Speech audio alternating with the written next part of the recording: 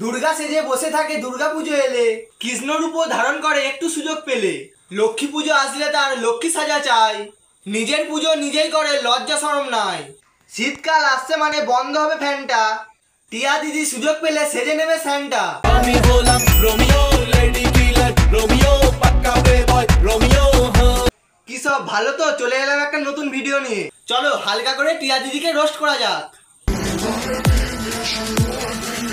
তো বন্ধুরা তোমরা এখানে কি দেখতে পেলে?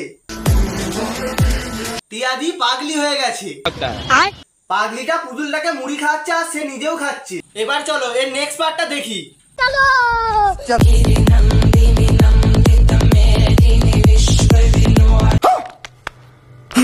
না টিয়াদি এটা একটু বেশি বেশি হয়ে যাচ্ছে না?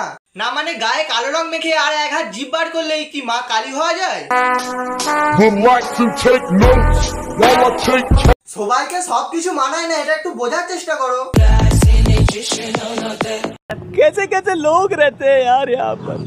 যখন তখন মানুষের ইমোশন নিয়ে কেন খেলা করো? জানো তো এসব করলে ভিডিওতে বেশি ভিউজ আসবে তাই না? আর ভিউজ আসলেই তো पैसा ही पैसा होगा। তাই জন্য এসব ভিডিও বানাচ্ছ তাই না? আমি সব বুঝে গেছি।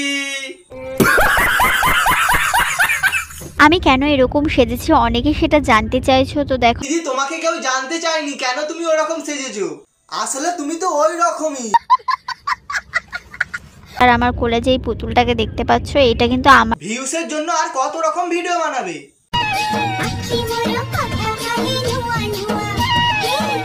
আসল ভন্ডামি তো এদেরকে দেখে শেখা উচিত।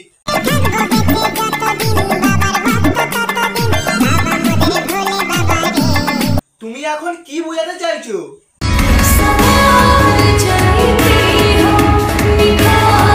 টাকার জন্য ছাবড়ি হয়ে নানান ভগবানের রূপ নিচ্ছ।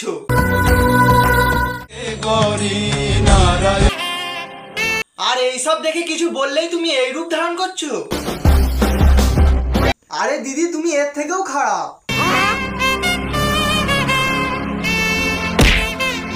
কেন তুমি বুঝেও না বোঝার ভান করছো? এর মতো শাকচুন্নি তোমরা দেখেছো কোথাও বলতে পারবে? আর এই দিদি পুজোর সময় এলে এইসব রিলস বানায়।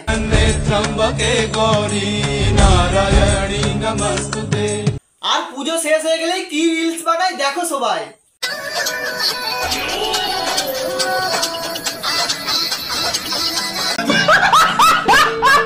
আরে তোমার মতন তো গিরগিটিও এত রং পাল্টায় না, কখনো সাজো রাক্ষসী রানী কটকটি, আবার কখনো হয়ে যাও পেদনি। এমন কোনো ট্রেন্ডিং নেই যে টিয়াদি বানায় না। আজকের মতো এইটুকুই। ভিডিওটা ভালো লাগলে একটা লাইক করে চ্যানেলটাকে সাবস্ক্রাইব করে দাও। আর ভিডিওর কোন পার্টটা ভালো লাগলো কমেন্টে অবশ্যই জানাবে। দেখা হচ্ছে নেক্সট কোনো একটা ভিডিওতে।